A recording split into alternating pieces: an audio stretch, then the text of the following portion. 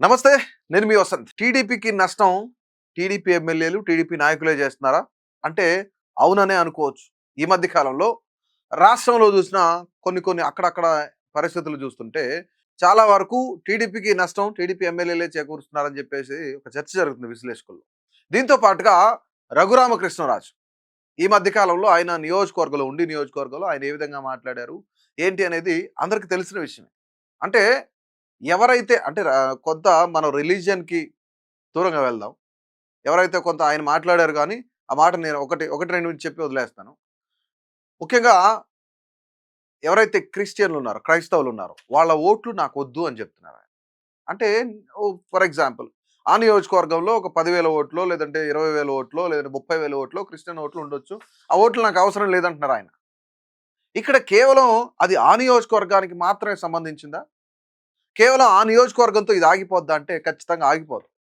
నేనెందుకు ఈ మాట అంటున్నానంటే, ఆంధ్రప్రదేశ్ రాష్ట్రంలో దాదాపుగా ఎస్సీలు, ఎస్టీలు, బీసీలలో కూడా చాలా వరకు క్రిస్టియన్లున్నారు.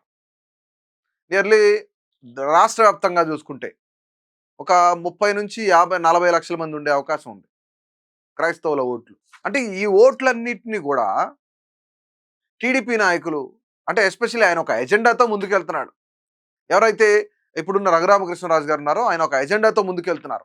అంటే ఆయన ఆలోచనంతా గూడా హిందుత్వ భావజాలం. అంటే గతంలో ఉన్నప్పుడు ఎప్పుడు గూడా ఈ విధంగా లేదు.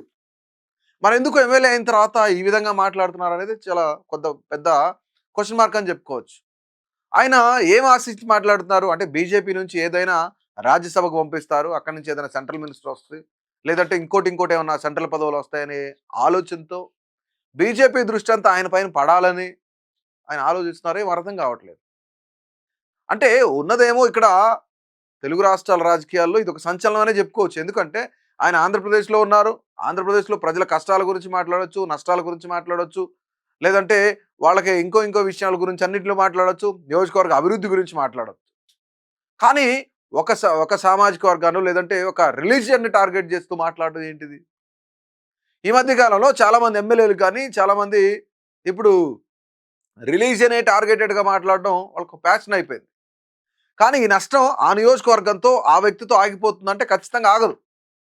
రఘురామకృష్ణరాజు గారు ప్రస్తుతానికి ఆయన టీడీపీలో ఒక ఎమ్మెల్యేగా ఉన్నారు. అక్కడి నుంచి చూసుకుంటే రాష్ట్ర వ్యాప్తంగా గూడా ఎవరైతే క్రిస్టియన్‌లు ఉన్నారో అంటే దాదాపు క్రైస్తవులంతా గూడా ఎస్సీలు, ఎస్సీల్లో ఉన్నారు. అలాగే కొంతమంది బీసీల్లో గూడా కన్వర్ట్ అయిన వాళ్ళున్నారు. కొంత రెడ్డి సామాజిక వర్గంలో గూడా ఉన్నారు.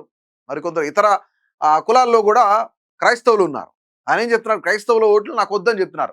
అది దేన్ని ఆ నియోజకవర్గానికి ఆపాదించుకుంటూ మాట్లాడుతున్నారు. కానీ అది ఎంత పెద్ద వైరల్ అయిందో, ఎంత పెద్ద ప్రచారం జరిగిందో మనం అందరం చూసాం. టీడీపీకి దీనివల్ల నష్టమే. ఎందుకంటే ప్రతి నియోజకవర్గంలో ఎక్కువగా దళితులలో ఎస్సీ, ఎస్సీల్లో ఎక్కువ మంది క్రైస్తవులు ఉండే అవకాశం దాదాపుగా 90-95% ఆంధ్రప్రదేశ్‌లో. దళితుల్లో ఉన్న వాళ్ళంతా కూడా క్రైస్తవులుగా ఉన్నారు. కొంతమంది ఒక 5-10% మాత్రమే దళితుల్లో హిందువులు ఉండే అవకాశం ఉంది. కానీ ఈ ఓట్ బ్యాంక్ అంతా టీడీపీ ఓట్ బ్యాంక్‌కి గండిపడే అవకాశం కనిపిస్తుంది చాలా క్లియర్‌గా. ఒక పక్క జగన్మోహన్ రెడ్డి ఏమో నేను క్రిస్టియన్ అని చెప్తారు. మరోపక్క ఎస్సీలు, నా ఎస్సీలు, నా ఎస్టీలు, నా మైనారిటీలు, నా బీసీలు అని చెప్పేసి ఆయన చెప్తా ఉంటారు. ఈ ఎస్సీ, ఎస్టీల్లో అలాగే బీసీల్లో ఉండే క్రైస్తవులు ఎవరైతే ఉన్నారో, ఈ క్రైస్తవుల ఓట్లన్నీ గూడా వైసీపీకి పోలరైజ్ అయ్యే అవకాశం ఉంది. ఎందుకంటే ఇప్పుడు కేవలం దళితులకు సంబంధించి మాట్లాడట్లేదు ఆయన. రిలీజియన్‌ని టార్గెటెడ్‌గా మాట్లాడుతా ఉన్నారు.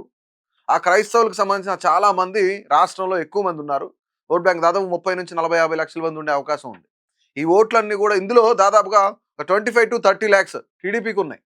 దాదాపుగా ఒక 20-25 లక్షల వరకు ఆహ్, వైసీపీకి ఉన్నాయి. కానీ టీడీపీలో ఉన్న ఓట్ బ్యాంక్ గండిపడడానికి ప్రధానమైన కారణం ఇదిగో ఇలాంటి వ్యాఖ్యలు ఏవైతే ఉన్నాయో, ఈ వ్యాఖ్యలు మాట్లాడితే ఖచ్చితంగా ఆ ఓట్లన్నీ వైసీపీకి పోలరైజ్ అయ్యే అవకాశం ఉంది. ఎందుకంటే వైసీపీ ఎప్పుడు కూడా ఆయన నేను క్రిస్టియన్ అని చెప్తా ఉంటాడు. ప్రేయర్ చేసుకుంటా అని చెప్తా ఉంటారు. మిగతా వాళ్ళతో పాటు వీళ్ళకి రెస్పెక్ట్ ఇస్తా ఉంటాడు కాబట్టి, కొంతమేర ఇప్పుడు రఘురామకృష్ణరాజు వ్యాఖ్యలు ఏవైతున్నాయో, ఆ వ్యాఖ్యలు రాష్ట్ర వ్యాప్తంగా ఉన్న క్రైస్తవులకి ఏమన్నా నొప్పిస్తే గనక ఖచ్చితంగా ఆ టీడీపీ నుంచి వాళ్ళు స్ప్లిట్ అయ్యే అవకాశం ఉంది. కూటమి నుంచి స్ప్లిట్ అయ్యే ఛాన్సెస్ ఉన్నాయి. సో, ఇది అత్యంత ప్రమాదకరంగా మారే అవకాశం ఉంటుందన్నమాట. అంటే రానున్న రోజుల్లో క్రైస్తవుల ఓట్లన్నీ గూడా నాకు అవసరం లేదు అని చెప్పేసి రఘురామకృష్ణరాజు చెప్పారు. నిజంగానే టీడీపీకి అవసరం లేదా అనుకుంటే ఖచ్చితంగా అవసరమే. మరి దీన్ని ఎందుకు ఇటు లోకేష్ గాని, లేదంటే చంద్రబాబు నాయుడు గాని వీళ్ళెవరు గూడా ఎందుకు ఆయన్ని కంట్రోల్ చేయట్లేదు? ఏ ఉద్దేశంతో ఆయన మాట్లాడుతున్నారు? కేవలం బీజేపీని టార్గెట్ చేసుకొని, బీజేపీలోకి వెళ్ళడానికే టార్గెట్‌గా పెట్టుకొని, బీజేపీ నుంచి రానున్న ఎన్నికల్లో ఆయన బీజేపీలో జాయిన్ అవ్వడమా, లేదంటే రాజ్యసభో, లేదంటే ఎంపీగా పోటీ చేసి మళ్ళీ కేంద్ర మంత్రి అవ్వాలని ఆశపడుతున్నారో తెలీదు గానీ, ఖచ్చితంగా ఇది టీడీపీకి నష్టం చేకూరే అవకాశం అయితే ఖచ్చితంగా కనిపిస్తోంది. సో, నిజంగానే ఉండి నియోజకవర్గానికి మాత్రమే ఇది పరిమితమైందా? రాష్ట్ర వ్యాప్తంగా ఉన్న క్రైస్తవుల ఓట్లన్నీ గూడా టీడీపీకి పడకుండా వైసీపీ వైపు మళ్ళే అవకాశాలున్నాయా? రాష్ట్ర వ్యాప్తంగా ఈ పోలరైజేషన్ జరిగే అవకాశం ఉందనేది మీ అభిప్రాయాన్నయితే తప్పకుండా తెలియజేయండి.